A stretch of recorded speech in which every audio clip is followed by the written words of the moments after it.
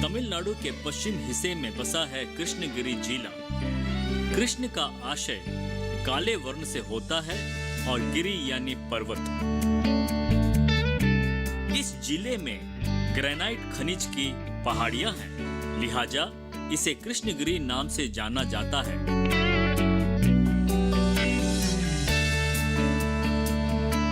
इस जिले की एक और महत्वपूर्ण पहचान चक्रवर्ती राजगोपालाचारी की वजह से है। वे देश के पहले भारतीय वायसराय थे।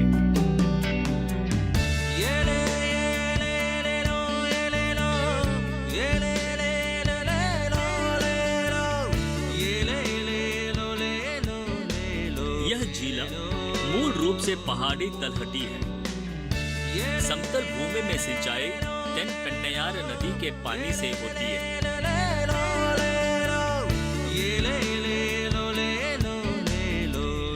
सालाना बरसात का औसत 830 मिलीमीटर है।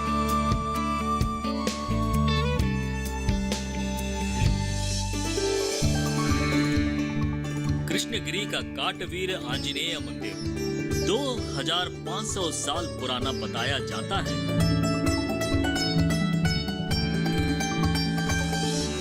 भारत में फलों के राजा आम का सर्वाधिक उत्पादन कृष्णगिरी जिले में ही होता है। जिले के वन्य भूमि का विस्तार 2,02,409 हेक्टेयर है, जो इसके भौगोलिक क्षेत्र का करीब 39% है।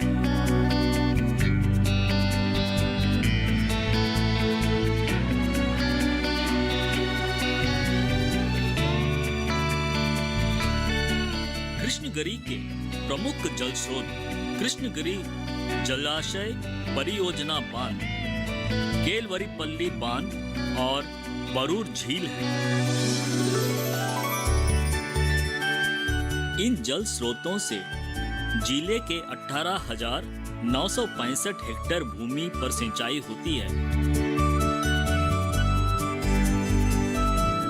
जिले की महत्वपूर्ण फसलें धान, मक्का, रागी, केला, गन्ना, कपास, इमली, नारियल, आम, सब्जियां और फूल मसलन गुलाब, जरबेरा और लाल रंग के फूल हैं।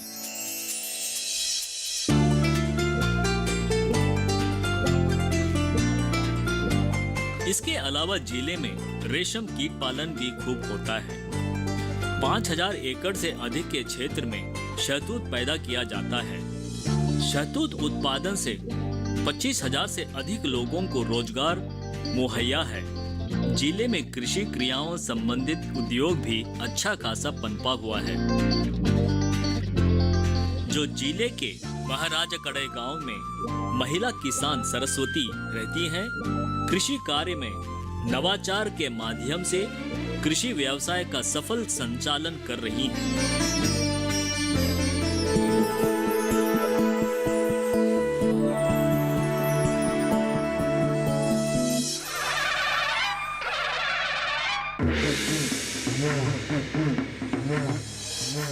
महाराजकड़े गांव कृष्णगिरी जिला मुख्यालय से 12 किलोमीटर की दूरी पर आरक्षित वन्य क्षेत्र के पास बसा है। यह गांव नवोन्मेषी महिला किसान एम सरस्वती का घर है। उसके पास 2 अलग अलग जगहों पर कुल 6 एकड़ जमीन है। इन कृषि क्षेत्रों में वह बारिश आधारित कृषि और सिंचित कृषि दोनों कार्य कर रही हैं। सिंचित कृषि में वह केला, शहतूत, आम, नारियल और गायों के लिए चारा उगाती है।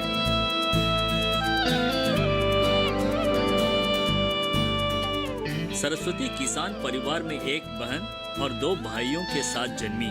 उनका विवाह सन 1981 में के मुन्नुसामी के साथ हुआ। इस दंपति के 3 पुत्रियां व 1 पुत्र है। स्वास्थ्य कारणों से सरस्वती के पति सक्रिय नहीं हैं। सभी तीनों पुत्रियों डिग्रीधारी और विवाहित हैं।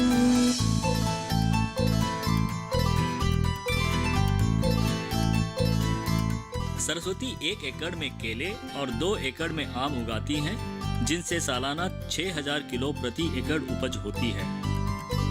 चवकी पद्धति से वह रेशम के कीटों के लिए शहतूत पैदा करती है, जिससे सालाना 400 से 500 किलो कोकन का उत्पादन होता है। फिर जमीन के छोटे से टुकड़े में वह अपने मवेशियों के लिए चारा उगाती हैं।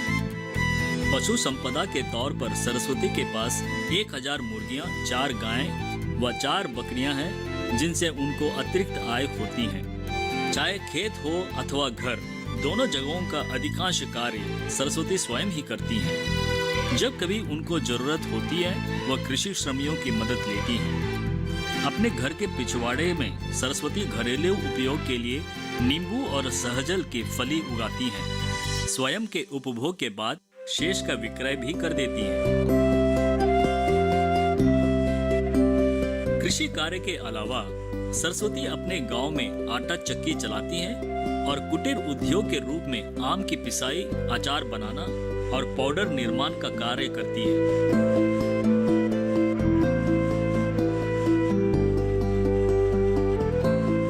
वह प्रशिक्षण कार्यशालाओं और केवीके के फील्ड अवलोकन पर अनिवार्य रूप से उपस्थित रहती हैं। सरस्वती ने अपने गांव में 20 सदस्यों वाले स्वयंसेवी उत्पादक समूह के गठन में महत्वपूर्ण भूमिका निभाई। वह इस समूह की पहली अध्यक्ष भी रही। सरस्वती केवल अपने लाभ के बारे में नहीं सोचती, वह गांव के हित का भी ख्याल रखती है।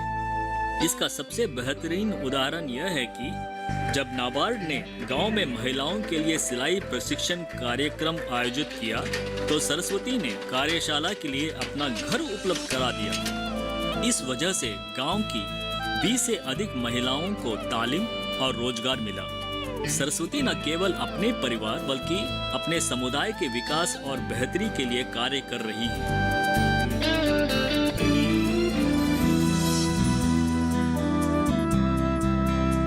सरस्वती परंपरागत कृषि परिवार से हैं, लेकिन कृषि कार्य से लाभार्जन के लिए वह आधुनिक तौर तरीके को अपनाती हैं। सरस्वती को जब खेती में नए विकल्पों की आवश्यकता थी, तब केवीके इल्मचिगिरी सहयोग को आगे आई। केवीके न केवल उनको नई तकनीकों का प्रशिक्षण दिया, बल्कि कृषि कार्य में इनके कारगर उपयोग के लिए प्रोत्साहित भी किया। कृषि विज्ञान केंद्र 1994 से कृष्णगिरी जिले में अच्छी तरह से कार्य का निष्पादन कर रहा है। ICR की वित्तीय मदद से किसानों को विविध प्रशिक्षण दे रहा है। महाराजा कड़े गांव की श्रीमती M सरस्वती ने केवीके से संपर्क किया और प्रशिक्षण प्राप्त कर जमीनी स्तर पर लागू किया। साथ ही स्वयं के कटाई उपकरण और स्व सहायता समूह के सदस्यों के साथ अतिरिक्त आमदनी अर्जित कर रही है। इसीलिए हमने केवीके के माध्यम से उनको महिला किसान अवार्ड के लिए चुना है।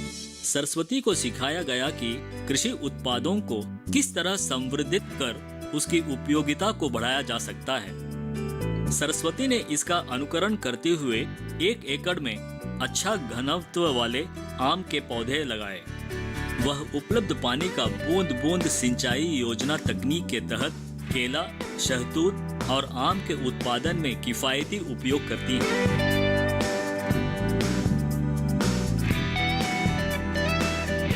इससे पानी की फिजूल खर्ची रुकी है, तो सिंचित क्षेत्र का दायरा भी बढ़ा है।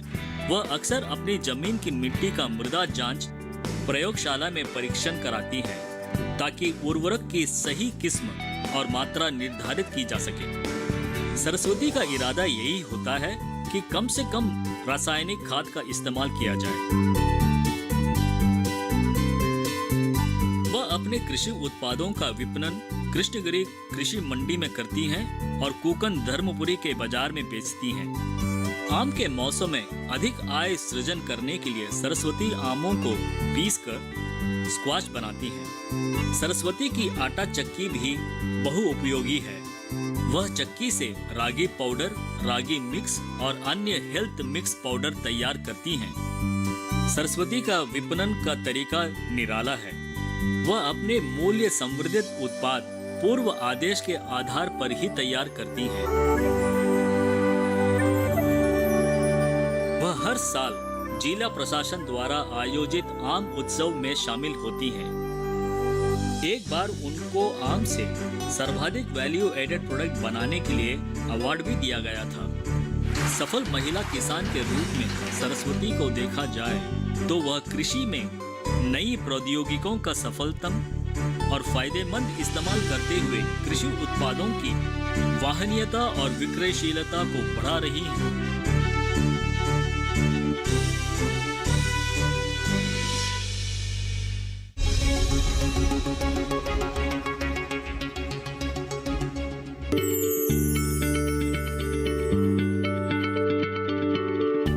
क्या आप किसी बीमारी से परेशान हैं? चाहते हैं डॉक्टर की सलाह? तो हम हैं आपके साथ। बताएंगे आपको जीने की राह।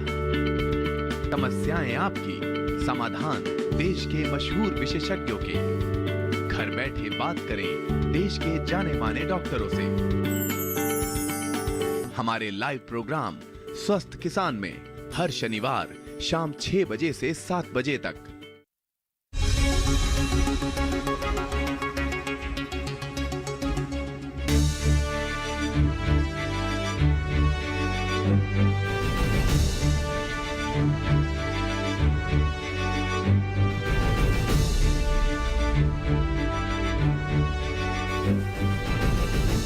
वेलूर जिले का अपना समृद्ध इतिहास है। वेलूर शहर की अवस्थिति बहुत अच्छी है, जो रेल व सड़क मार्ग से जुड़ी है। वेलूर के इतिहास का अध्ययन किया जाए तो हम इसकी महत्ता और गौरव को अधिक समझ पाएंगे। इस जिले पर कई शासकों और राजाओं का शासन रहा। जिले में प्राप्त शिलालेख की यह तस्वीर स्पष्ट कर देते हैं। वेलूर काफी प्राचीन शहर है। वेलूर दुर्ग के निर्माण का श्रेय विजयनगर साम्राज्य के सदाशिवराय के अधीनस्थ चिन्नभूमि नायक को जाता है। चिन्नभूमि नायक ने 16वीं शताब्दी में इस किले का निर्माण कराया। ब्रिटिश हुकूमत ने सन 1760 में इस किले पर कब्जा कर इसका उपयोग सैन्य छावनी के रूप में किया।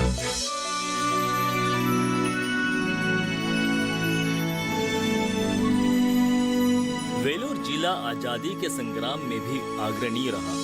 ब्रिटिश राज के खिलाफ वेलूर फोर्ट में हुआ सन 1806 का सिपाही विद्रोह सन 1857 में पहली स्वाधीनता संग्राम से भी अधिक महत्ता रखता है।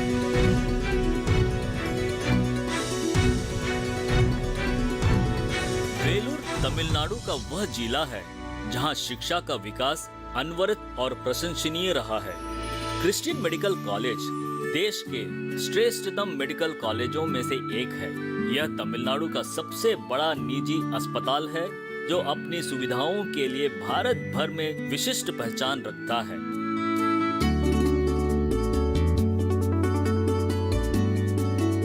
यह जिला प्रमुख कृषि पर आधारित है और इसकी आबादी का बड़ा हिस्सा भी कृषि क्रियाओं पर निर्भर है। जिले में सिंचाई का सबसे बड़ा स्रोत पालार नदी का पानी है। जिले में 3 बड़े जल स्रोत हैं। जिले की प्रमुख फसल धान, चोलम, रागी और लाल दाल है। राज्य में गन्ना और नारियल उत्पादक वेलूर जिले में अग्रणी हैं। तेलीय फसलों में मूंगफली, नारियल, सूर्यमुखी और तिल की खेती होती है। लेकिन अपने जल स्रोतों के पुनर्भरण के लिए वेलूर पूरी तरह मानसून पर आश्रित है।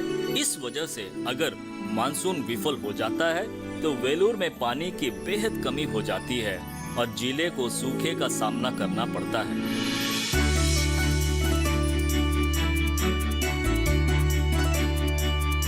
हम इसी जिले के करुगमपुत्तूर गांव की महिला किसान से आपका परिचय कराते हैं, जो सरकार द्वारा प्रदत्त सुविधाओं और केवीके के प्रशिक्षण से न केवल कृषि क्रियाओं से अच्छी आय सृजित कर रही हैं, अपितु सहायक कार्यों से भी उनको आमदनी हो रही है।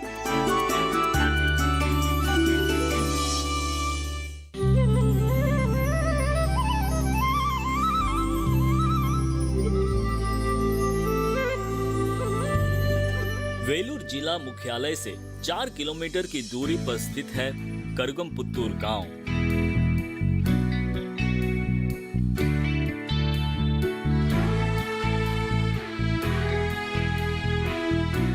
इसी गांव में रहती है महिला किसान कला।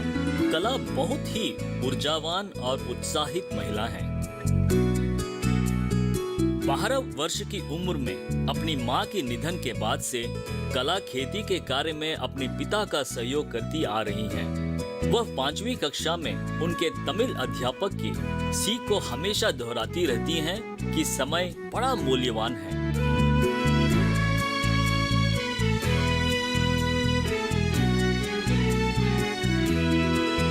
कला ने 10वीं तक की पढ़ाई की और 21 की उम्र में उनका विवाह हुआ। खेती के बाद उसका पति बीडी निर्माण कंपनी में काम करता था ताकि कुछ अतिरिक्त आमदनी हो जाए। यह बात कला को नापसंद थी। वह आधे अधूरे मन से बीड़ी बनाने के काम में अपनी पति की मदद भी किया करती थी। कुछ साल तक यह कार्य जारी रहा।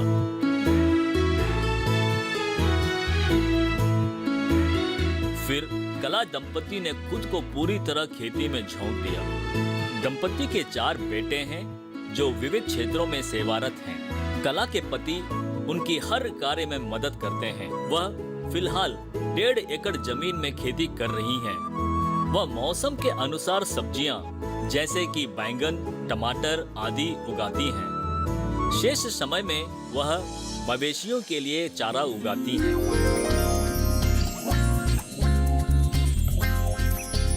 कला के पास 10 देशी बकरियां और 10 जर्सी संकरित दुधारू गायें हैं। हर साल कला को इन बकरियों से 10 बच्चे मिलते हैं जिनको बेचकर वह अतिरिक्त कमाई कर लेती हैं।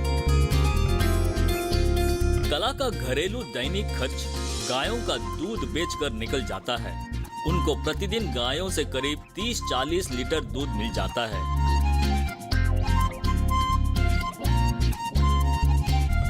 कला का ध्यान प्रति वर्ष इन गायों से एक बछड़े के जन्म पर भी रहता है। कला के लिए सब्जियों का उत्पादन मौसमिक है। वह मवेशियों और कृषि से अपशिष्ट का उपयोग वर्मी कंपोस्ट खाद के निर्माण में करती हैं। इस तरह वह सालाना 20 टन वर्मी कंपोस्ट खाद पैदा करती हैं। यह खाद भी कला को अतिरिक्त आमदनी जुटाने में मदद कर देती है।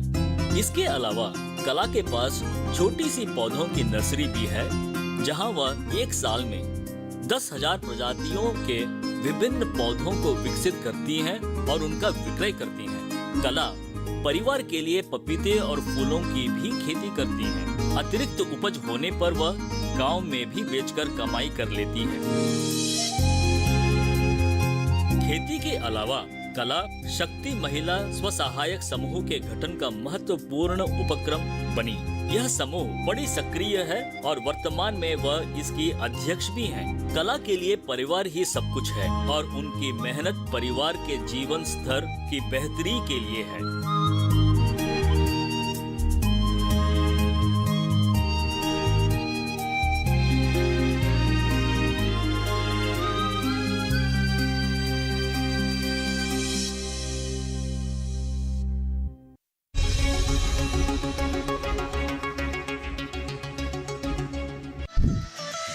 खुशहाल होंगे खेत, पशु रहेंगे स्वस्थ, सरकारी स्कीम का होगा लाभ, जब एक्सपर्ट्स का मिलेगा साथ, आपके सवाल विशेषज्ञों के जवाब, सिर्फ एक फोन कॉल की दूरी पर। देखिए किसानों का अपना प्रोग्राम हेलो किसान, सोमवार से शुक्रवार शाम 6 बजे से सिर्फ दूरदर्शन किसान पर।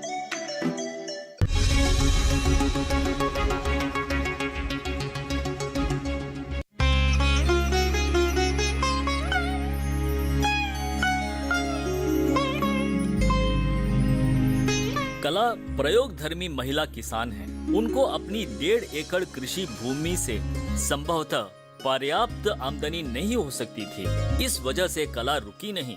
कला के परिवार को अतिरिक्त कमाई की आवश्यकता थी।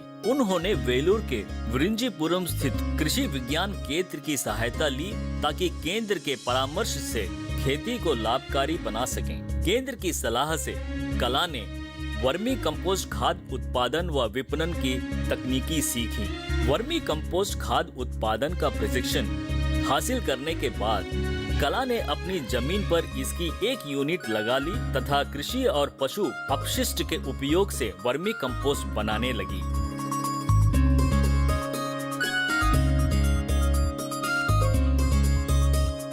वर्मी कंपोस्ट खाद बनाने वाले अधिकांश लोग खड्डा प्रणाली का उपयोग करते हैं, लेकिन कला ने बेड पद्धति को अपनाया है, जिसमें हवा का प्रभाव उचित होता है, उपशिष्ट काम होता है तथा कंपोस्ट की गुणवत्ता भी उच्च स्तरीय होती है। वह न केवल वर्मी कंपोस्ट का उपयोग अपनी नर्सरी और खेतों में करती हैं, बल्कि उसका बाजार में विक्रय भी करती हैं।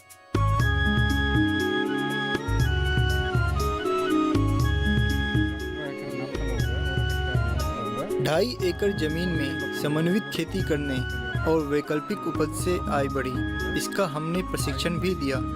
उत्साहवश उन्होंने हर बात को गंभीरता से सीखा। उनकी कड़ी मेहनत की वजह से वे सफल रहीं। नवोन्मेषी किसान के तौर पर वह रेज्ड प्लेटफॉर्म प्रणाली के तहत बकरियों का प्रजनन कराती हैं। इस प्रणाली के कई लाभ हैं, जैसे कि इसमें रोशनी व हवा की पर्याप्त व्यवस्था होती है। बकरियों का मूल मूत्र भी फर्श पर ही गिरता है। इस तरह कला स्वस्थ बकरियों की नस्ल हासिल कर पाती हैं, जिनको पैरासाइट्स और अन्य रोगों का कम खतरा होता है। अपनी 10 सेंट की जमीन पर लगे वर्मी कंपोस्ट खाद संयंत्र में वह बड़े प्रणाली से खाद पैदा करती हैं।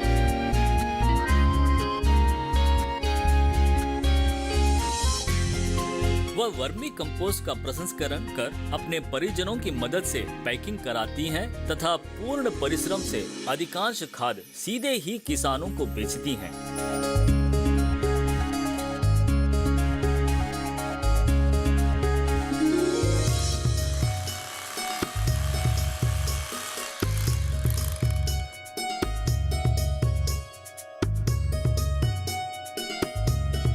अपने इन प्रयासों की वजह से वह सब परिवार सुखी जीवन बिता रही हैं। वह रेडियो और टेलीविजन पर लगातार वर्मी कंपोस्ट खाद निर्माण को लेकर साक्षात्कार देती रहती हैं।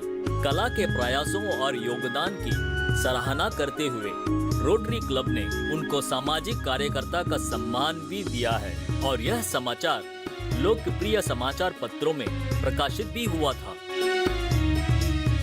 कड़ी मेहनत से और अपने परिवार के साथ देश को बढ़ाते हुए महिला किसान कला